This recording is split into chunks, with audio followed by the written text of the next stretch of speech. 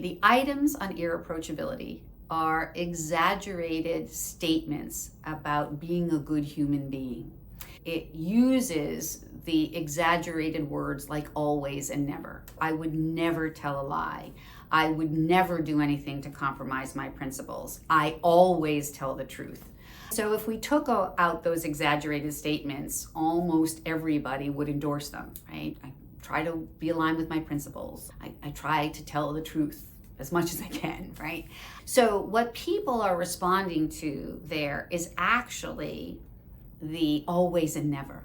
They're not really responding to the other aspects of the variety of ways we introduce this idea of this high ideology. And so when you think about it that way, what is somebody's reaction to that always and never?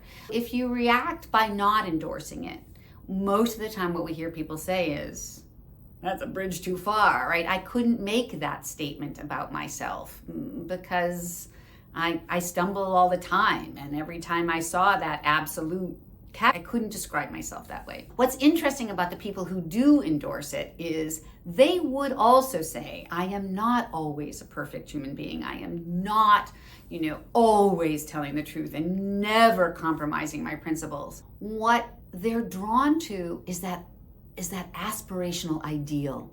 They're drawn to the striving to get there, even though probably most would admit that they never will ultimately get there, but the possibility of that feels compelling enough to endorse it as sort of a hopeful statement about what energizes them.